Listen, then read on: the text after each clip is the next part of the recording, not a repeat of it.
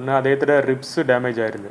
അത് ചവിട്ടിയത് കൊണ്ട് ഡാമേജ് ആയിട്ട് അതാണ് മനസ്സിലായി. നമ്മുടെ കോഴിപ്പുറ സ്റ്റേഷൻ്റെ കൊലപാതകം നടന്നായിരുന്നു. അപ്പോൾ അത് 24 മണിക്കൂറിൽ പോലീസ് തെളിയിച്ചതാണ് അതിൻ്റെ വിവരണം.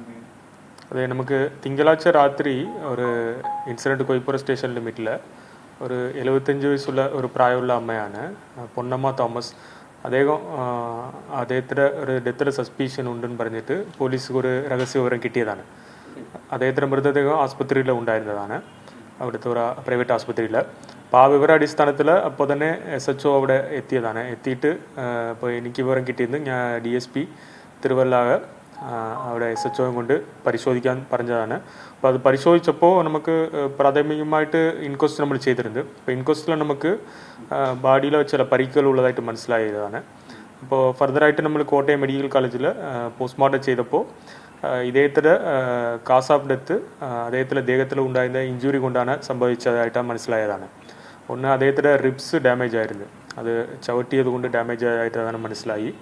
അപ്പോൾ അതുകൊണ്ട് ഇൻറ്റർണൽ ഓർഗൻസിൽ ഇഞ്ചുറി ഉണ്ടായിരുന്നു. അതേപോലെ അദ്ദേഹത്തെ ശ്വാസം മുട്ടിച്ചതായിട്ടുള്ള ഒരു സംഭവം കൂടി പോസ്റ്റ്മോർട്ടത്തിൽ മനസ്സിലായതാണ്.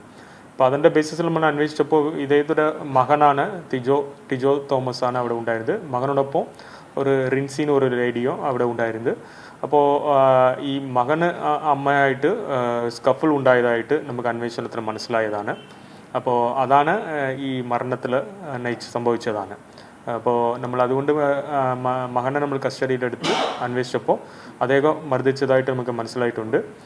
അപ്പോൾ അദ്ദേഹത്തെ നമ്മൾ നിയമാനുസരണം അറസ്റ്റ് ചെയ്തിട്ടുണ്ട്. അതേപോലെ കൂടെ ഉണ്ടായിരുന്ന സ്ത്രീയും ഈ കേസിൽ പങ്കുള്ളതായിട്ട് നമുക്ക് വ്യക്തമായതുകൊണ്ട് നമ്മൾ അദ്ദേഹത്തെ അറസ്റ്റ് ചെയ്തിട്ടുണ്ട്.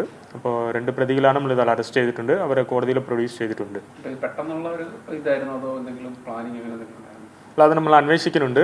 ഇവിടെ സ്ഥിരം അവിടെ സ്കഫിൾ നടക്കുന്നതായിട്ടും കൂടി അവിടെ ഞങ്ങൾക്ക് വിറ്റ്നസ്സുകൾ ഉണ്ട്.